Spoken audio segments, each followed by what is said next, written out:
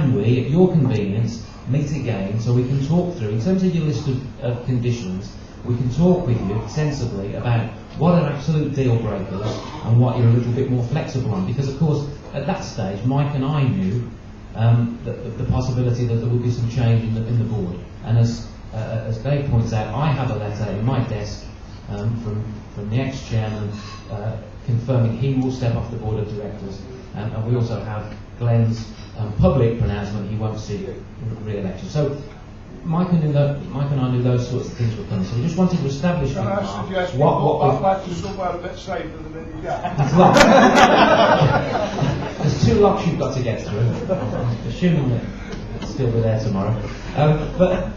So at that point, Mark's answer was no, unless every single one of these conditions are met at this stage, I'm going to reject the seat on the board. From a personal point of view, I was hugely disappointed. I like Mark.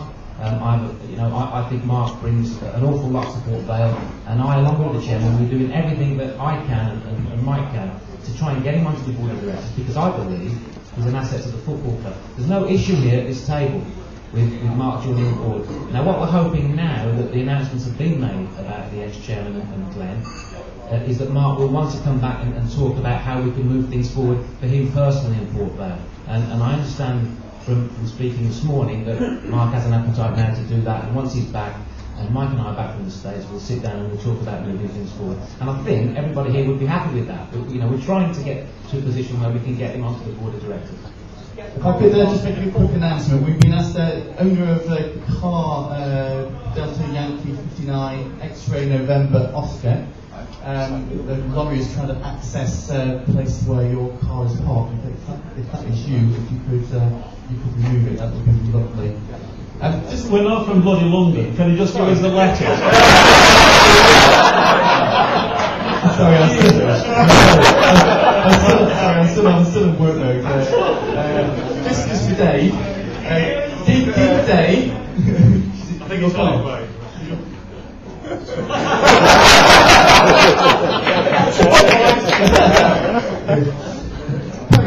Perry, sorry to interject, but while I've got the microphone, but you said that you knew these things were coming in terms of Bill Grant and possibly coming.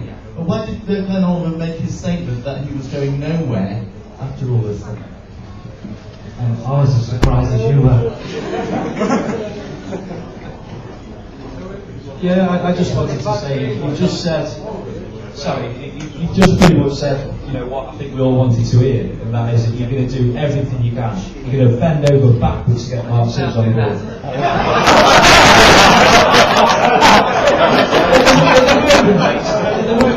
Actions speak louder than words. We've heard a lot of words over the past 8 years. There's a lot of very disappointed people around here. But you have just pretty much said what we want to hear.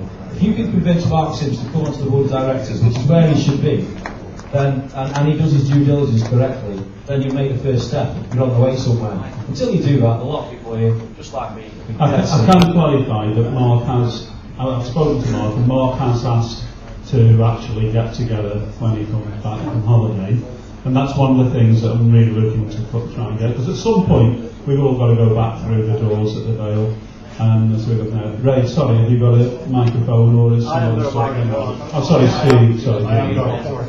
Yeah, actions speak louder than words. That's the key phrase, I think. Yeah. I just want to move this into the forward-thinking side of things and think about the new investment. I believe personally it is the right of every duly and democratically elected board of directors to make decisions on investment that is coming in. However, the directors of a club are the employees of that club, and that club is owned by the shareholders. So, although shareholders may not get to vote on whether investment comes in, they should at least be duly informed and allowed to make an informed decision and to feed that back to the board. Is there going to be some sort of process whereby the shareholders of the club are informed of what this new investment is going to be, how it will be structured, and how that will provide benefit for the club, so that we can provide at least some sort of voiced consensus of opinion back to the board on whether we believe it's for the good of Port Vale or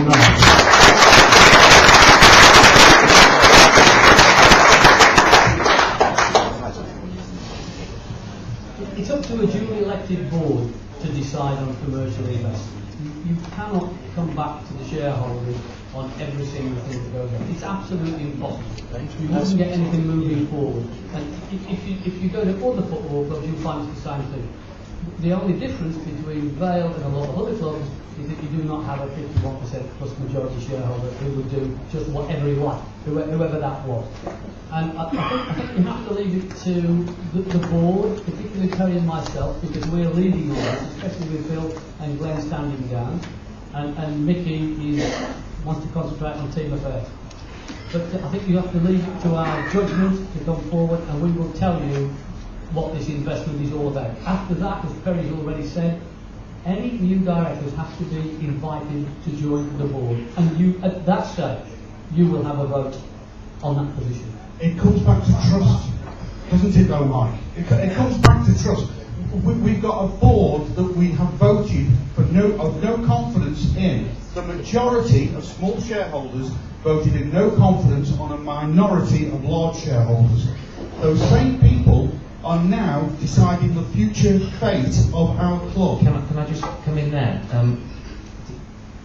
Conditions of the investment that Mike and I are currently negotiating, and the plan is, just so that we're clear, is that Mike and I fly out to meet them again a week today, and when we come back, we're hoping to be able to issue a statement and a presentation in this kind of forum, if that's what you're looking for, to tell you exactly what we've done on behalf of. Well, we want to know. But I also have to tell you, I think it's out there in the media anyway.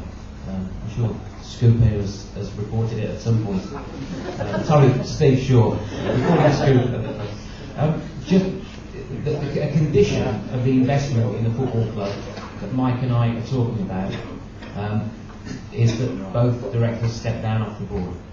So therefore, from that you can gather that they're not involved in negotiations of one thing.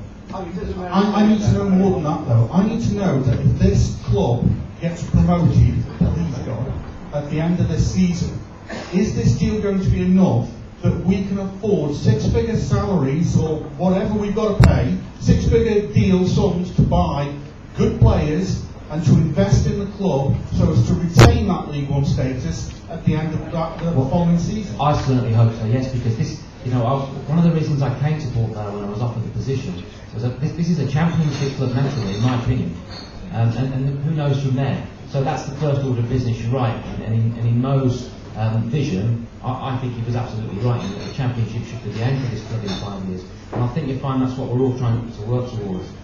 But there are, Mike and I are subject to confidentiality clauses, and rightly so. If we talk about it, about the things we're negotiating, we'll be in breach. And the one thing that I desperately don't want to happen, which is always a possibility, is that these people decide to take their investment to another football club, because they've got that option always. And I absolutely guarantee you, and I hope you'll agree with me when we tell you what it's all about, is that there are a large number of football clubs who would like this kind of investment and this kind of deal.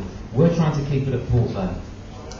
I'm keeping an open mind on it, but I need to know what I'm keeping an open mind on. We're subject to confidentiality. I understand the confidentiality, I understand it entirely, but there's confidentiality and then there's knowing nothing at all. Yeah, I think the thing is, Steve, is that we've been told today that this investment is in the region of millions, rather than being £100,000 or whatever we first thought the Ameriturf deal was going to be.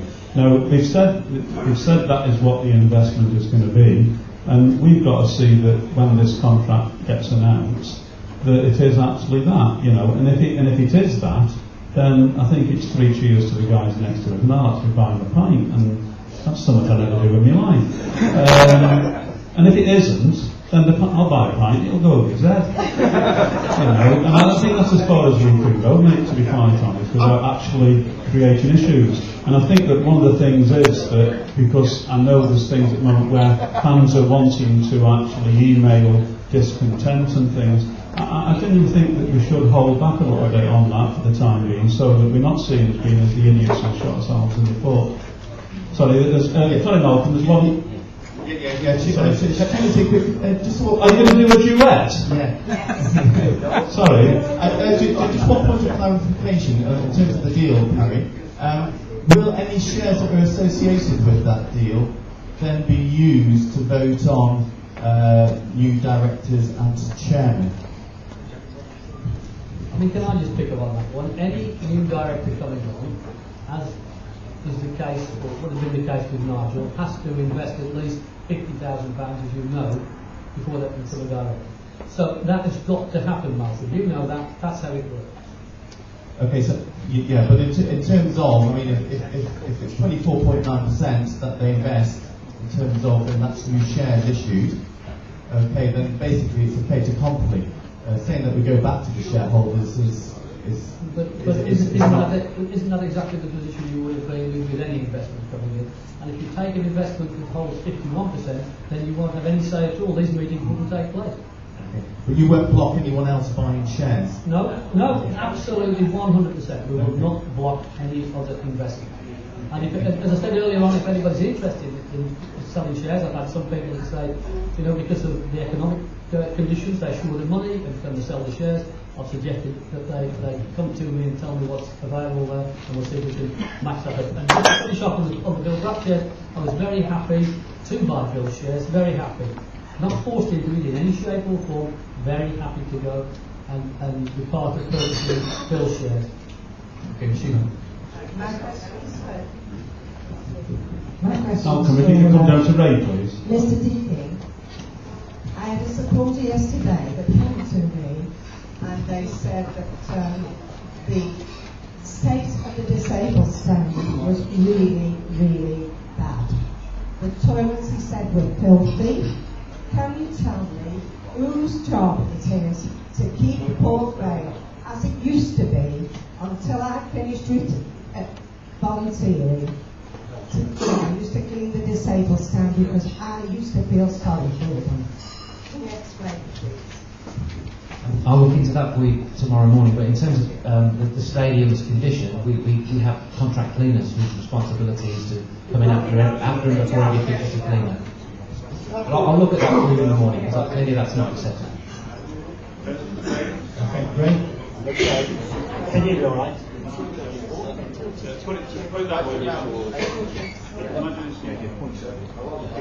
Okay, can you hear me now? Yeah.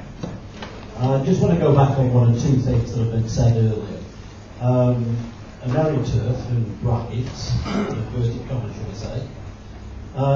One position or two is what I want to know, or will it be more than that, directors on the board, and will there be a paid position amongst it? So that if they bring us 24.9, pay some of the money towards Bill Bratt shares, because Mike, you did say you were buying some, correct? So I assume some of their money has been used to buy some, which dilutes the money again. Am I right? Am I wrong on that? I wouldn't dilute the money. And in any case, I mean, I don't know what 24.9% would be. We've got some mathematicians in the room. About 400 grand. Okay, well, about 400 grand. Why not buy new shares? Well, that's what they're going to do. Why didn't you? And put money in the club, why didn't you instead of buying bills? Because if that facilitates a move, then that's a good thing. And everybody in this room wanted to move. So don't say you did, because you helped that. So whatever way, it would be nice to put new equity into the board, but I'm prepared to put in some of my money to facilitate that move, as I've just said there earlier. Just one other thing, Bill Bratt's actually been heard to say that he's actually got £115,000 worth of shares. He's actually got 65,000 worth of shares. So he's actually got another £50,000 No, he's elsewhere. got £65,000 worth of shares, and that's what will be purchased. He hasn't got 56. He's got 56,000 according to the share register, unless there are other shares. You know, I'll hold my hand. You were in there on Friday night. I was, I indeed. thought he'd got 65. I thought he'd got 65,000 Mr. pounds. Mee's got 65. Sorry? Mr. Mee's got 65. Well, perhaps I'm getting mixed up there. But whatever the shareholder is, I apologise for that wrong thing. So yeah, I'm sorry I got that figure wrong. Do I take it that the accounts this year will then, without the £100,000, will end up showing probably a £10,000 loss or whatever on the accounts, if we would have shown a profit if it wasn't for the £100,000?